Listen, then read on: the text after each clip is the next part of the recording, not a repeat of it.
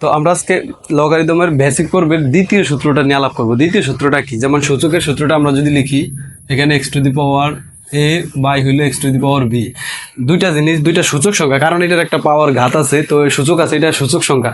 এই দুইটা সূচক সংখ্যার এটারও বেজ এক্স, এটারও বেজ এক্স, দুইটা জিনিসের বেজ যখন একই হয় আমরা দুইটা থেকে একটা লিখবো।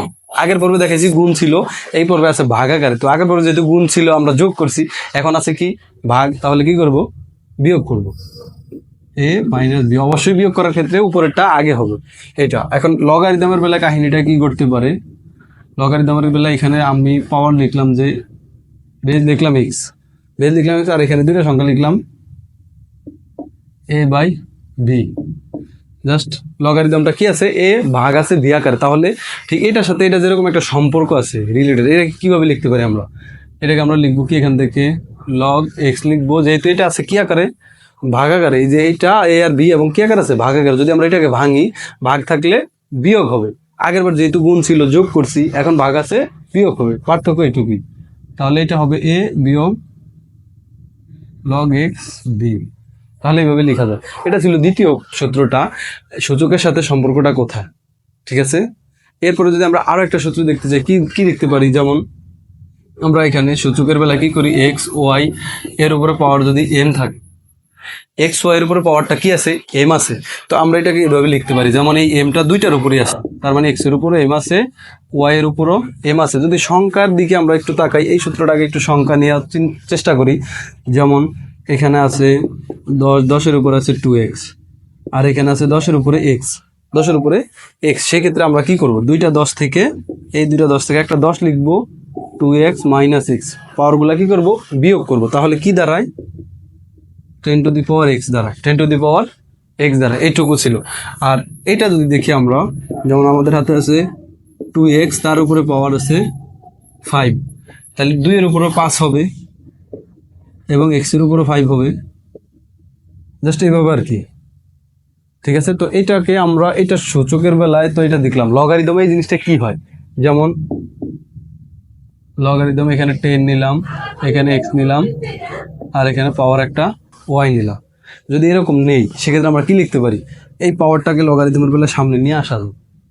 কিভাবে লেখা যায়? তাহলে y log 10 two the power x, এটা লেখা যায়। আবার যদি কখনো এখানে y থাকে, এটাকে আবার সামনে নিয়ে যাওয়া যাবে, একই কাজ, এদিক থেকে সেদিকে, সেদিক থেকে। এখন এটা সংখ্যার বেলায় যদি আমরা দেখি, যে সংখ্যার বেলায় আসলে কিভাবে থাকে, এরকম থাকলো log 10 বেজ 100, তাহলে এখানে log এই 10 লিখলাম, 100-কে কিভাবে লেখা যায়? 10-এর উপরে স্কোয়ার, 10-এর উপরে স্কোয়ার দেওয়া যায়। এখন পাওয়ারটা কোথায় সামনে নিয়ে আসা যাবে? এটা পাওয়ার, এটা ঘাতটাকে কি করা যাবে? সামনে নিয়ে আসা যাবে। তাহলে এটাকে কিভাবে লিখতে পারি আমরা? এখানে 2 log 10, আর এখানে হইলো 10, এটা আমরা লিখতে পারি। এরপরে আমরা এটা থেকে আরেকটা মজার জিনিস দাঁড় করতে পারি কি, যেমন লগারিদমের বেলা যে শর্তটা মানে, এটার জন্য আমরা এখানে কি করব? সূচকের একটা জিনিস লিখি,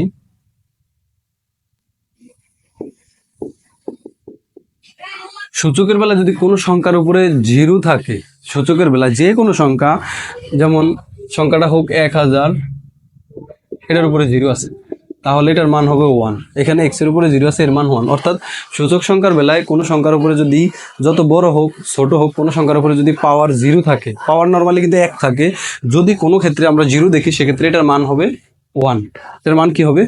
1 হবে। এখন আমরা এই থিওরিটা থেকে আমরা এখানে আরেকটা থিওরি দাঁড় করব, সেটা হইল যে লগারিদমের বেলা আমরা কি করতে পারি? লগারিদমের বেলা আমরা কি করতে পারি? লগ থেকে আমরা যখন সূচকে চলে যাব, এইটা আছে, এটা সূচক আকার আছে, এখন সূচক থেকে আমরা লগারিদমে চলে যাব। যাওয়ার জন্য আমরা যে ফর্মুলাটা অ্যাপ্লাই করবো, এটা হলো কি, এখানে এটা একটা সংখ্যা, এটা একটা সূচক সংখ্যা, এটাকে আমরা লগারিদম সংখ্যায় যদি রূপান্তর করি, তাহলে আমরা সূচক সংখ্যাটার বেজ যা হবে, লগারিদম সংখ্যারও বেজ তা হবে। তার মানে আগে একটা লগ লিখে নিলাম। এখন এটা সূচক সংখ্যা, এটার বেজ বা ভিত্তি হলো এক্স, বেজ বা ভিত্তি হলো কি? এক্স। তার মানে আমাদের লগারিদম সংখ্যারও বেজ বা ভিত্তি হবে এক্স, ঠিক আছে? এইটুকু ক্লিয়ার। এরপর আমরা কি করব? দুইটাকে, এটাকে এই পাশে নিয়ে যাব, আবার এটাকে এই পাশে নিয়ে আসবো, পক্ষটা উল্টে দিব, এইটুকুই কাজ। তাহলে পক্ষটা যদি উল্টে দিই, এই 1টা চলে আসতেছে এখানে, 1টা চলে আসতেছে এই পাশে, আর 0টা চলে যাচ্ছে এখানে।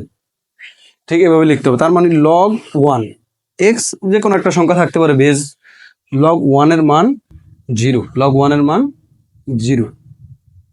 তাহলে এইটা তো হলো না। এইটাকে যদি আমরা দেখি আরেকটা প্রমাণে,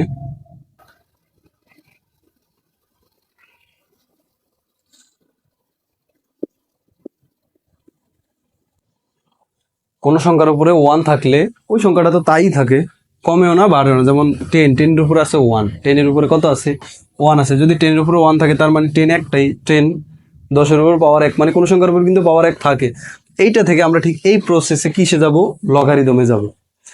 যেমন এখানে একটা লগারিদম নিলাম, এইটা একটা সূচক সংখ্যা, এটার বেজ হলো 10, এটার বেজ কত 10, তাহলে এখানে 10 লিখলাম। এখন কি করব, দুইটাকে পক্ষ এলোমেলো করব, ডান পাশেটা বাম পাশে, বাম পাশেটা ডান পাশে নিয়ে যাব। তাহলে কি হচ্ছে, এই 10টা এখানে চলে আসছে আর এই 1টা বিপরীত পাশে চলে যাচ্ছে। এর মানে কি দাঁড়ালো, এর মানে দাঁড়ালো সূচক লগারিদম সংখ্যার বেলায় যখন বেজ আর লগারিদম একই হয় তার মান হয় 1। কেন করছি, এটারও বেজ এবং লগারিদম একই, তার মানে এখানে মান হবে কত 1, 2 ইন্টু 1 2।